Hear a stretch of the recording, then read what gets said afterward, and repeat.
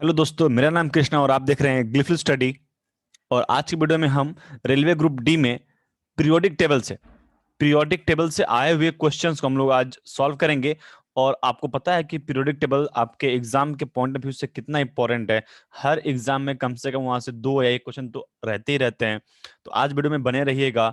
और हाँ दोस्तों, आपसे एक रिक्वेस्ट है कि प्लीज जहां भी रहे आप हमेशा मास्क का इस्तेमाल करें, अपने हाथों को सैनिटाइज करें और जितना हो सके लोगों से दूरियां बना के रखें। क्योंकि जब तक ये जो टफ टाइम चल रहा है ये पार नहीं हो जाता, तब तक हम अपने आप को निश्चिंत रूप से बाहर नहीं लेके जा सकते हैं।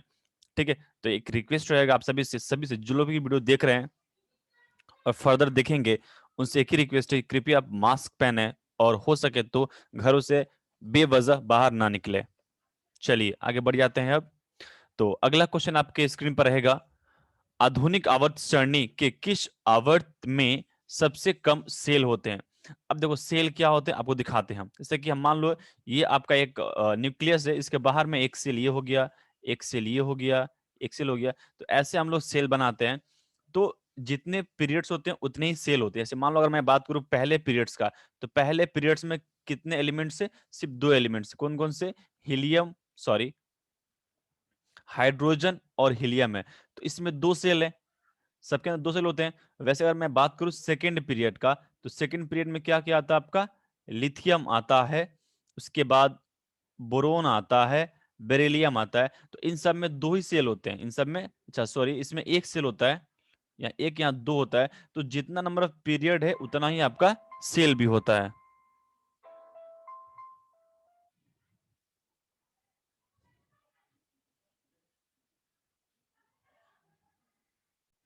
सॉरी दोस्तों, एक फोन आ गया था। चलो, तो मैं क्या बोला था कि जितने नंबर आपके पीरियड्स होंगे उतने ही आपके सेल होंगे। तो देखो यहाँ सबसे कम, तो सबसे कम कौन सा पीरियड है? Number third. तो यहीं पर सबसे कम तीन सेल होंगे। यहाँ पर कितने बनेंगे आपके? तीन सेल बनेंगे या फिर तीन कक्ष बनेंगे। बाकी में तो पांच, यहाँ पांच है तो पांच बनेंगे, यहाँ छह बनेंगे, यहाँ चार बनेंगे। सबसे कम किसमें बनेगा? तो आपका बनेगा इसमें, नंबर नंबर ऑप्शन नंबर दो में। तो आंसर क्या हो जाएगा? दो। ओके, आशा करता हूं आपको ये समझ में आ गया होगा। चलो आगे देखो, नीचे दिए गए तत्वों में डैश आकार में सबसे छोटा होता है। अब देखो आकार की बात करते हैं, तो हम जब लेफ्ट टू राइट, जैसे कि मान लो आपका लेफ्ट है और ये आपका राइट है, तो हम जब पीरियोडिक टेबल में लेफ्ट राइट जाते हैं ना, तो आकार क्या होता है? घटता है। आकार क्या होता है? आकार घटता है। लेकिन एक बात यहाँ जानने वाली बात ये है कि यहाँ देखो ये आपका एल्युमिनियम है, तो एल्युमिनियम नंबर 13 पर होता है, नंबर 13 पर होता है। बट इसने तीन इलेक्ट्रॉन दे चुका है, तो ये बन गया है 10। अभी क्या हो गया? ये हम इसको 10 बोलेंगे, इस पे 10 नंबर ऑफ इलेक्ट्रॉन्स हो गए। वैसे ही आपका जैसे कि सोडियम है, सोडियम 11 पर होता है, इसने एक इलेक्ट्रॉन त्याग दिया है।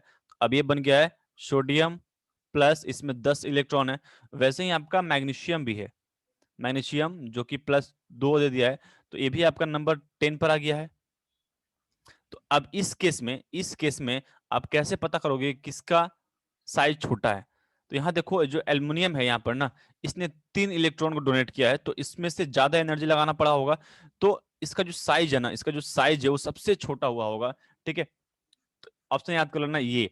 अगर आपको अगर आपको इस पर डिटेल्स वीडियो देखना है, आप हमारे चैनल को सब्सक्राइब कर सकते हैं। यहाँ पर बहुत जल्द इस पूरे चैप्टर पर एक डिटेल्स वीडियो आने वाली है। आधुनिक आवर्त सारणी में परमाणु संख्या 58 से 71 वाले तत्व को क्या कहा जाता है? देखो सबसे इंपॉर्टेंट है ये। 58 से 71 को क्या कहते हैं? तो इनको हम लोग लेंथेनाइड्स कहते हैं। क्या करते हैं? इनको हम लोग लेंथेनाइड्स कहते हैं। और सबसे अच्छी बात ये है कि ये लोग जो लेंथेनाइड्स है वो किस पीरियड्स में होते हैं? तो ये होते हैं छठा पीरियड में होते हैं। ये 6 आवर्त में होते हैं। इनका आवर्त संख्या क्या है? इनका जो आवर्त संख्या है वो छठा है। अच्छा, उनको हम लोग किस ब्लॉक में रखते हैं? तो इसको हम लोग एफ ब्लॉक में रखते हैं।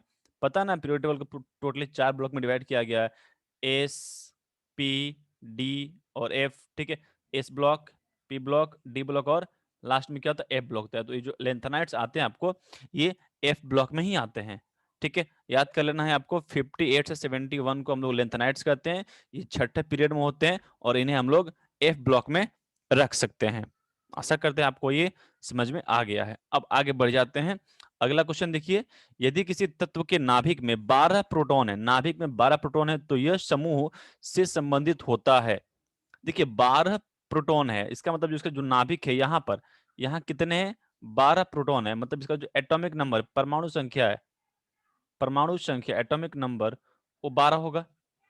अब 12 है तो हम मुझे कैसे मालूम होगा कि ये किससे संबंध रखता है? तो एक काम करते हैं, इसको थोड़ा इलेक्ट्रॉनिक कन्फिग्रेशन लिखते हैं, इसका विद्युत विन्यास लिखते हैं, तो क्या आएगा? 2 आएगा, 8 आएगा और ये 2 आएगा। तो ये आपको दिख रहा है क्या? ये आपका मैग्नीशियम है। ये क्या आपका? ये मैग्नीशियम नंबर 12 पर होता है, नंबर 12 पर होता है। ठीक है, तो हम यहाँ से बोल सकते हैं, ठीक है, तो यह जो है आपका सेकेंड ग्रुप, देखो है ना, ये सेकेंड समूह से, ये बोला ना किस समूह में है ये, तो ये किस समूह में आ गया आपका? लास्ट में 2 आ गया ना, तो ये आपका सेकेंड ग्रुप से बिलोंग करता है। इसका पीरियड कितना है? तो इसका जो पीरियड है वो हो गया 3। ठीक है, देखो जो लास्ट में होता है ना, नंबर ऑफ प्रोटॉन्स, इलेक्ट्रॉन्स जो है, ये आपको ना ग्रुप दिखाते हैं। क्या दिखाते हैं? ग्रुप्स। तो ये ग्रुप 2 में है, और ये सेल गिनो, 1 सेल, 2 सेल और 3 सेल, तो ये आपका पीरियड हो गया। ठीक है, आशा करते हैं आपको ये समझ में आ गया होगा। ये क्वेश्चन देख लीजिए यहाँ पर, ये ग्रुप डी में क्वेश्चन पूछा जा चुका है। अगला सवाल देखिए कि कौन सा तत्व समूह 17 से संबंधित है? अच्छा, समूह 17 बहुत ही इंपॉर्टेंट है, बहुत इंपॉर्टेंट है।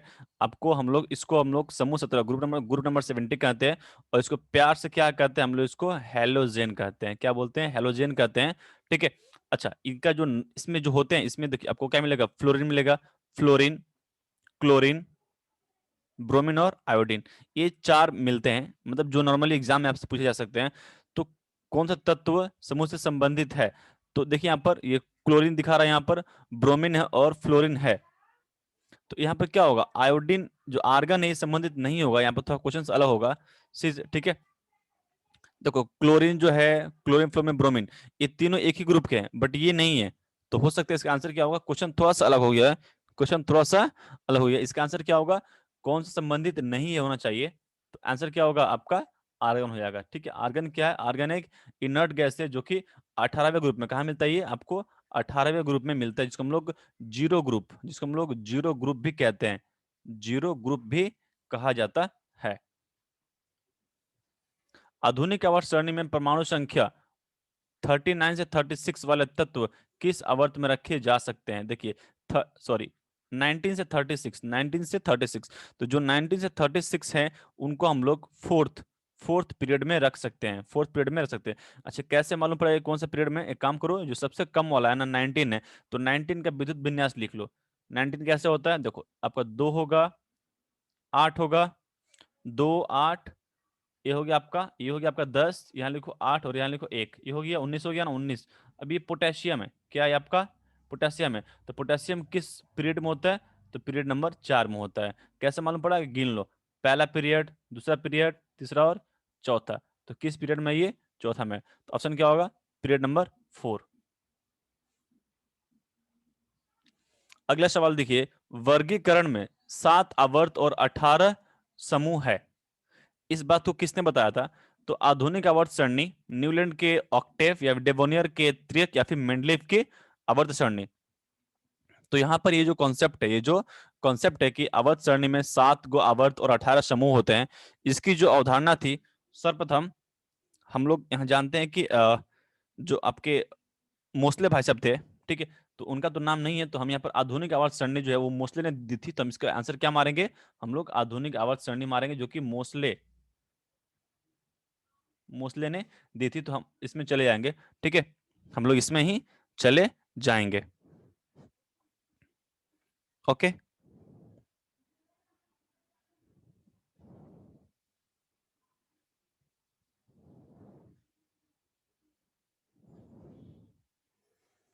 चलो आगे बढ़ जाते हैं।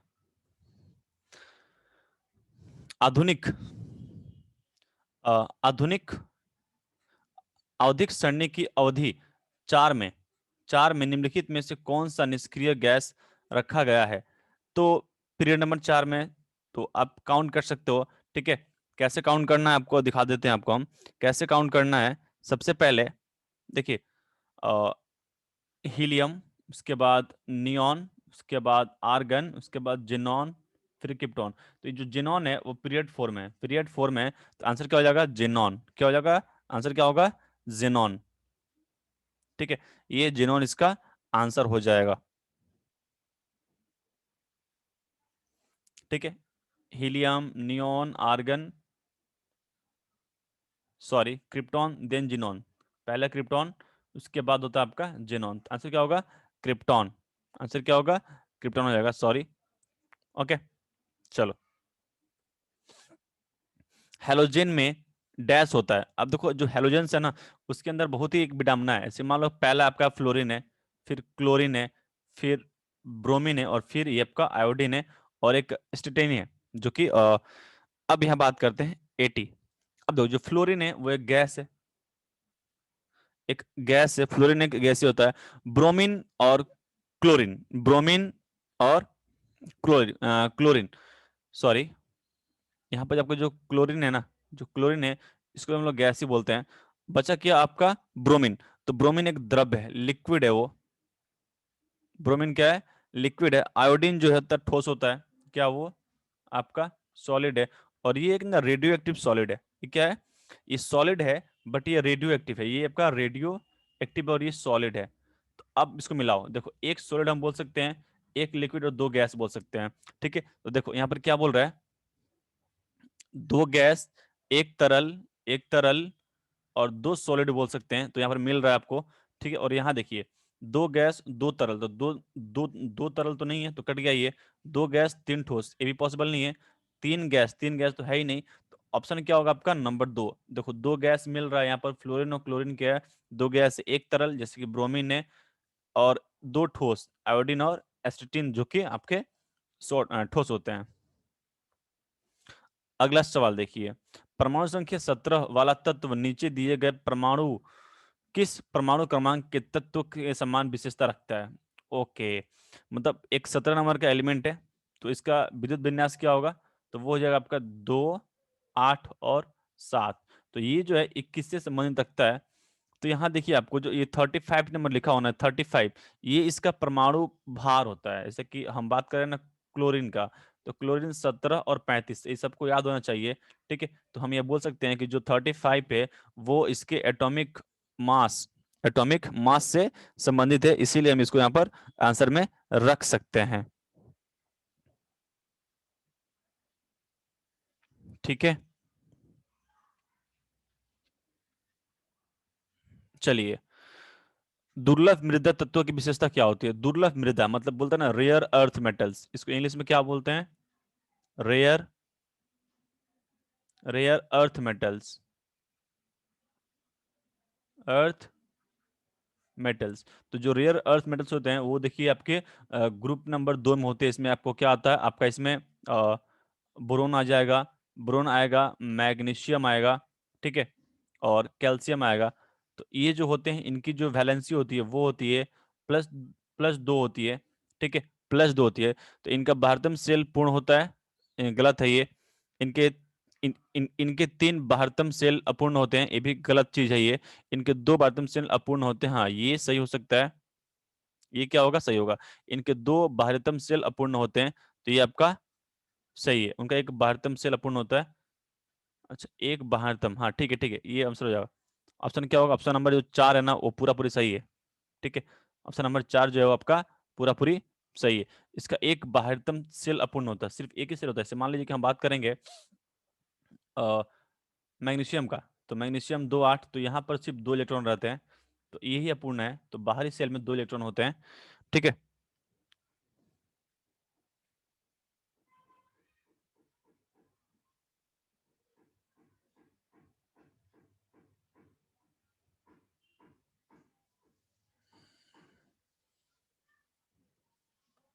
चलिए आगे देखिए। आधुनिक आवर्त सारणी में कौन से समूह के तत्वों का बाह्यतम कोश पूर्ण होता है? तो आपको पता होना चाहिए कि जीरो ग्रुप, जो जीरो ग्रुप है, जो जीरो ग्रुप जिसको हम लोग 18वां ग्रुप कहते हैं, उसके सारे सेल पूर्ण होते हैं। जैसे मान लीजिए इसके अंदर क्या आपका हीलियम है, फिर नियोन है, आर्गन है, क्रिप्टॉन है, जेनॉन है। तो ये सारे लोगों का जो सेल होता है वो पूर्ण होता है। इसको हम लोग 8 सेल पूरे भरे होते हैं।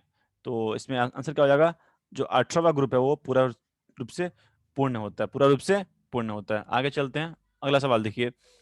सोडियम सोडियम से क्लोरीन की ओर जाने पर परमाणु आकार, अब देखिए सोडियम यहाँ लिखिए, ये सोडियम है, ये सोडियम नंबर 11 पर है, और क्लोरीन जैसे कि 17 है, क्लोरीन है 17 नंबर पर है। तो हम जब इधर जाते हैं, मैंने कहा था आपको परमाणु आकार घटता है, घटता है, तो ये आंसर आ गया।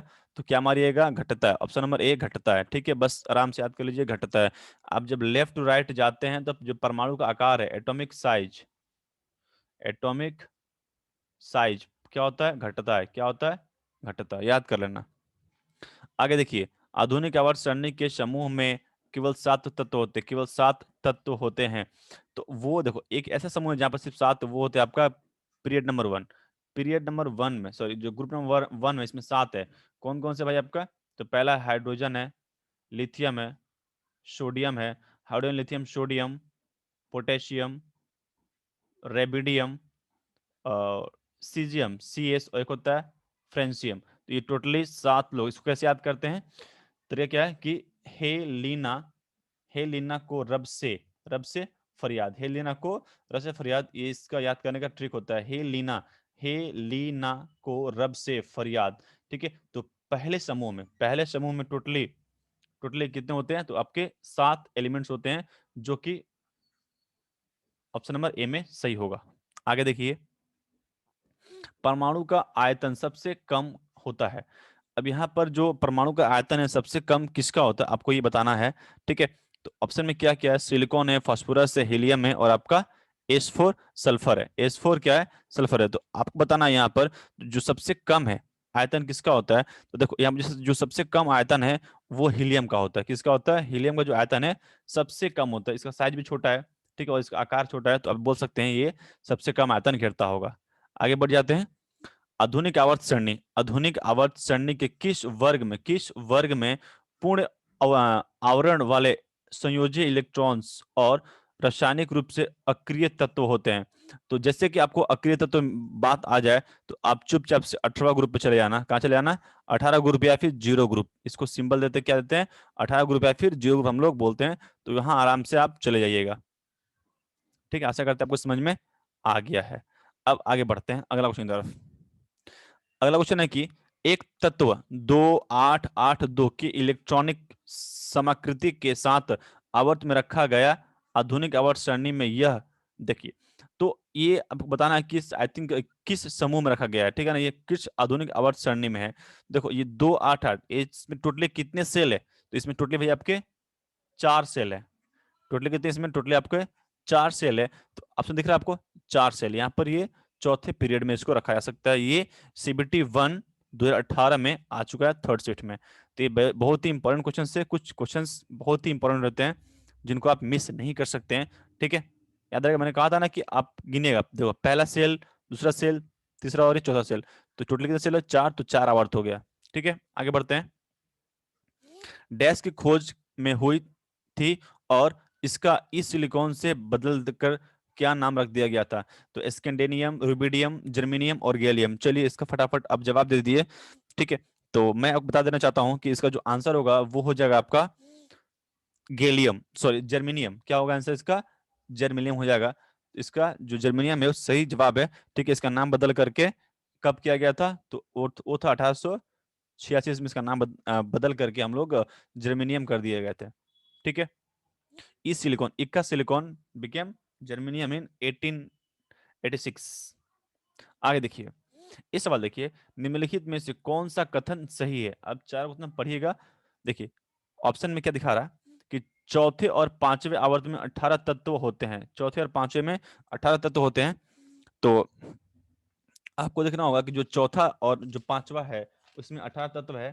तो ये एकदम सही बात है कि चौथे और पांचवें में 18 होते हैं, ये सही है। तो हम इस पर लॉक करते हैं। उसके बाद देखिए, सातवें आवर्त अपूर्ण है जिसमें 33 एलिमेंट्स, ये भी सही बात है कि जो आपका जो सातवां एलिमेंट है वो अपूर्ण है। क्या है, अपूर्ण है, उसको अभी तक पूरा नहीं किया गया है। तो ये भी एक सही बात है। छठे आवर्त में 32 तत्व होते हैं, छठे आवर्त में 32, ये भी सही बात है। अब देखिए A, B और C, ऑप्शन में क्या बोल रहा है, A, B, C। तो ए सही है, बी सही है और सी भी सही है, और यहाँ बी और सी, तो हम आंसर में क्या मानेंगे, ए और बी तीनों सही है ना ये। तो आंसर क्या हो जाएगा, A, B, C भाई तीनों सही है, जो बात बोला गया है ये तीनों सही है। अच्छा, इसको याद कैसे करते हैं? देखो, एक मैजिक नंबर होता है 2, 8, 8, 18, 18, 32। गिन लो। पीरियड 1, 2, 3, 4, 5, 6, और जो सातवां है वो तो इनकम्प्लीट है। ठीक है, तो हम इसको मैजिक नंबर कहते हैं। क्या कहते हैं? Magic number. ये आपका मैजिक नंबर होता है। कैसे होता है? 2, 8, 8, 18, 18, 32। ठीक है, तो पहले पीरियड में 2, दूसरे पीरियड में 8, तीसरे पीरियड में भी 8, चौथे पीरियड में 18, पांचवें में भी 18, छठा में 32 और सातवें में इनकम्प्लीट। अब ये कितने हैं? 33 तक पहुंच पाए हैं। ठीक है, आशा करते हैं आपको ये समझ में आ गया होगा। अगर आपको समझ में आया तो प्लीज वीडियो को लाइक करना है, शेयर करना है और चैनल को सब्सक्राइब करना है। ठीक है, अब देखिए अगला क्वेश्चन है, आप आधुनिक आवर्त सरणी में तत्व जिसकी इलेक्ट्रॉनिक विन्यास 2, 8 और 3 है का निर्धारण कहाँ करेंगे? मतलब ये किस आवर्त सरणी में? तो सरणी बोला है, तो सरणी कैसे निकालते हैं? सरणी निकालते हैं नंबर ऑफ सेल से। तो एक सेल, दो सेल, तीन सेल, तो ये आपके थर्ड सेल में आ गया। आया समझ में? चलो, तो आज की वीडियो में इतना ही। आशा करते हैं आपको ये सेशन बहुत अच्छा लगा होगा। अगर आपको वीडियो अच्छी लगी है तो प्लीज एक बार चैनल को, वीडियो को एक बार लाइक कर देना और वीडियो को शेयर करना, जितना हो सके पॉसिबल है शेयर करना। और अगर आप नए हैं तो एक बार चैनल को सब्सक्राइब कर लेना, और जो पुराने लोग हैं उनका बहुत बहुत धन्यवाद वीडियो देखने के लिए।